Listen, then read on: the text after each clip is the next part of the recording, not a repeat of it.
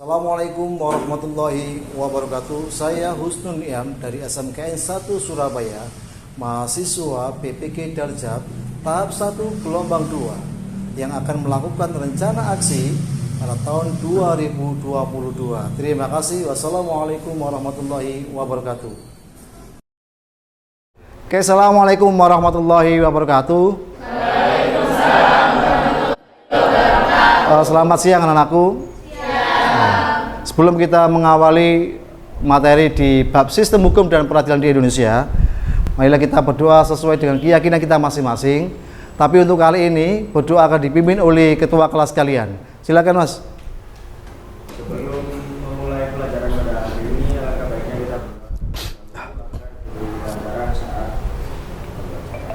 berdoa.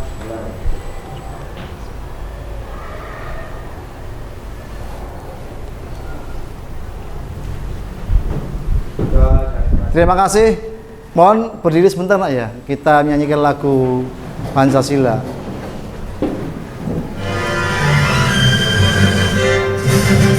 Garuda Pancasila. Terima kasih, silakan duduk kembali nak. Kita sedikit refreshing dulu ya. Biar nggak tegang, ayo. Coba berdiri sebentar. Kemarin ayo. Kita ice breaking dulu.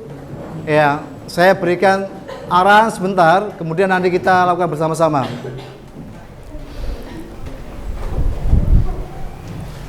Kalau sebentar, ini kalau tangan kiri ya, seperti kemarin 1, 2, 3, 4, 5, 6. Tapi kalau yang tangan kanan mulai 1, kemudian 2, 3, 4, 5, 6. Paham belum?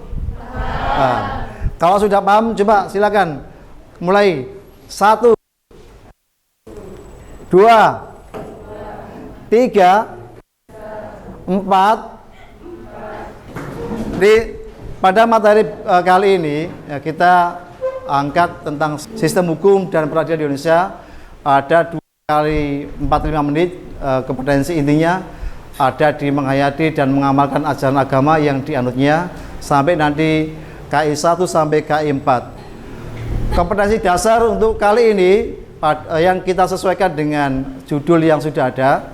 Maka 1.3 mensyukuri nilai-nilai dalam sistem hukum dan peradilan di Indonesia sesuai dengan Undang-Undang Dasar Negara Republik Indonesia tahun 1945 sebagai bentuk pengabdian kepada Tuhan yang 2.3-nya menunjukkan sikap disiplin terhadap aturan sebagai cerminan sistem hukum dan peradilan di Indonesia. Kemudian yang 3.3 ini fokus ke sini karena pengetahuannya di sini. Kalau yang 3.4 ada keterampilan, yaitu mendeskripsikan sistem hukum dan peradilan di Indonesia sesuai dengan Undang-Undang Dasar Negara Republik Indonesia tahun 1945. Kemudian yang 4.3 keterampilan yaitu menyaji penerangan tentang sistem hukum dan peradilan di Indonesia sesuai dengan Undang-Undang Dasar Republik Indonesia tahun 1945. Indikatornya 1 yaitu makna sistem hukum dan peradilan di Indonesia. Kemudian yang nomor 2 yaitu menguraikan klasifikasi hukum. Kemudian nomor 3 mengkategorikan perilaku yang sesuai dengan hukum. Kemudian yang keempat mengkategorikan perilaku yang bertentangan dengan hukum beserta sanksinya. Menganalisis kasus-kasus hukum dan peradilan di Indonesia ini nanti fokus ke sini anak-anak. Materi hari ini kita fokus ke sini. Ya, nanti saya terangkan dulu materinya sedikit, kemudian nanti kita action di kasus-kasus hukum di Indonesia. Kemudian tujuan pembelajaran hari ini pertama yaitu mengkategorikan perilaku yang bertentangan dengan hukum beserta sanksinya dalam buka kurung menganalisis kasus-kasus hukum dan peradilan di Indonesia. Yang selanjutnya itu peta konsep di bab awal yaitu kita buka sistem hukum dan peradilan nasional. Ada sistem hukum yang kemudian dibagi menjadi sistem itu sendiri, kemudian hukum itu apa, kemudian tujuan hukum, kemudian ada sumber hukum, kemudian yang dibagi lanjut lagi undang-undang kebiasaan, jurisprudensi, traktat, doktrin, kemudian Hukum dan Peradilan Nasional. Kalian tahu sistem nggak? Apa itu sistem kira-kira? Sistem itu kalau saya ibaratkan ada di 11 AKL 4. Sistem itu ada macam-macam, ada yang namanya AIS. Itu sistem.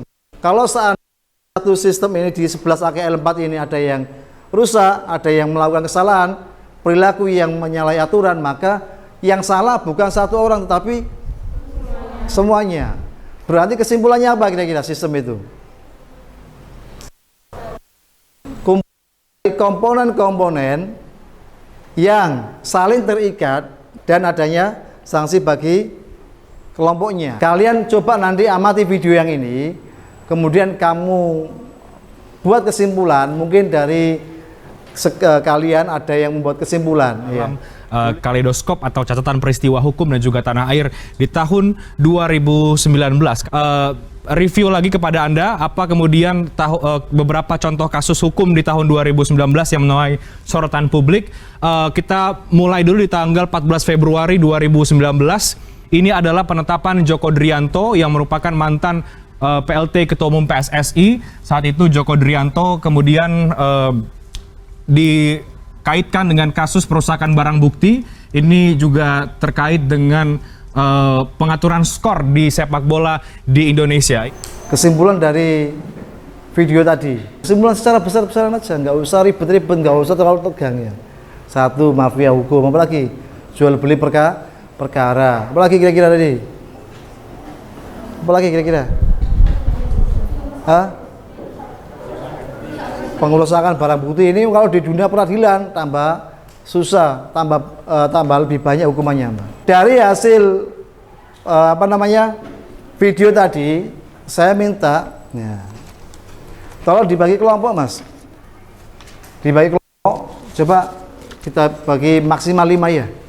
Dibagi kelompok 6, oke. 6, silakan saya kasih waktu 1-2 menit untuk membagi kelompok masing-masing. Dari mulai sekarang, mungkin bisa lebih cepat, lebih baik ya. Ini Mbak.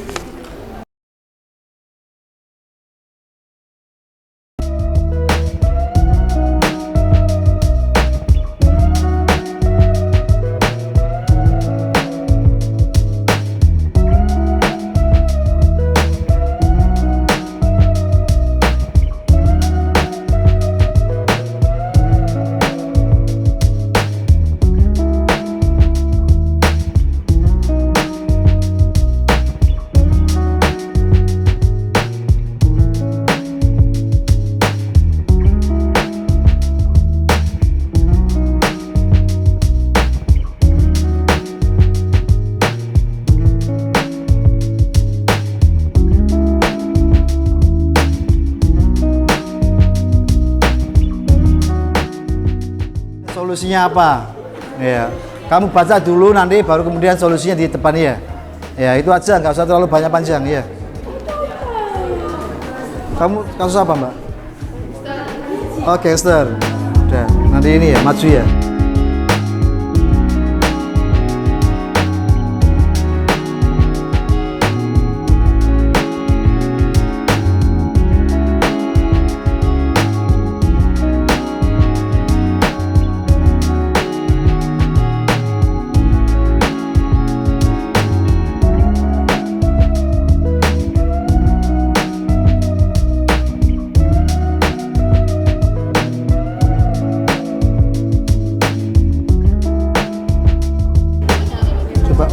Undang-undangnya ditulis di sini juga. Oh, sudah ada. Iya, wis. Tentang korupsi ya.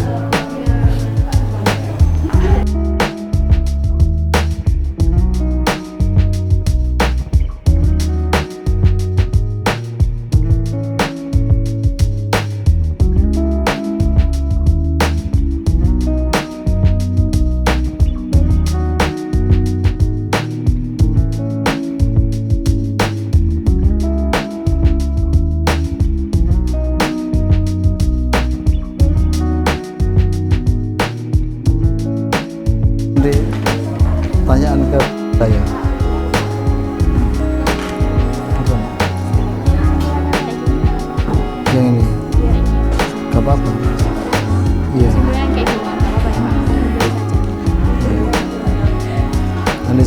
coba nanti bantu untuk masalah sambung ya.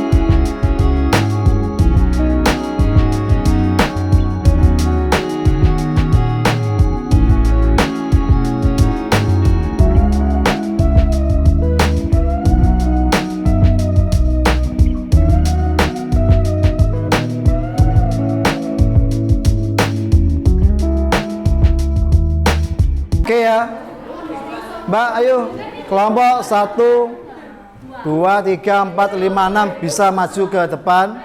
Gini ya, permainannya kalian home pimpa untuk menentukan siapa yang duluan, siapa yang nomor 2, siapa yang terakhir. Ya, duduk sayang dulu. Ya, nomor 3 ya. 3, 4, 5, 6. Boleh silakan maju. Ayo nomor 1 Mbak Neng Ayu, boleh silakan untuk presentasi.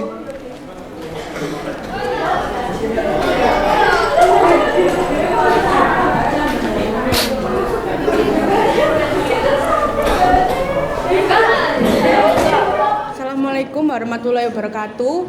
Di sini kami akan mempresentasikan tentang hasil analisis kasus-kasus hukum dalam peradilan di Indonesia, yaitu judulnya pembunuhan siswa SMK Negeri 9 Medan. Yang pertama, di sini terdapat pelaku yaitu SA alias Padang, RML, KEG, JS, dan ALN. Selanjutnya, di sini ada korban yaitu siswa SMK Negeri 9 Medan yaitu Eko Farid Azam. Selanjutnya, faktor atau penyebabnya. Pembunuhan bermula ketika kelompok korban dan pelaku terlibat tawuran. Hal ini dikarenakan sebelumnya terjadi dendam antar sekolah. Lalu solusi dari kasus ini yaitu membuat peraturan sekolah yang tegas, memberikan pendidikan anti tawuran, memisahkan pelajar berontak kriminal dari yang lain. Sekian dari kelompok kami. Terima kasih. Oke, sebelum kita akhiri di pekan ini, bahwa perlu diingat sistem di Indonesia, hukum di Indonesia sudah bagus. Oknum-oknumnya yang tidak bagus. Oke, saya akhiri. Kita tepuk tangan untuk semuanya. Sudah ya. Terima kasih. Sebelum terakhir, Mbak Ais, coba silakan tutup Mbak Ais sebagai pengakhir pertemuan hari ini.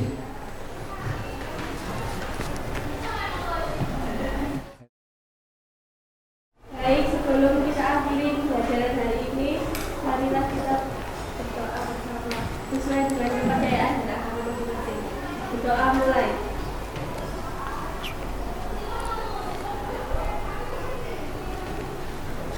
Doa selesai. Oke, saya akhiri. Selamat siang. Assalamualaikum warahmatullahi wabarakatuh.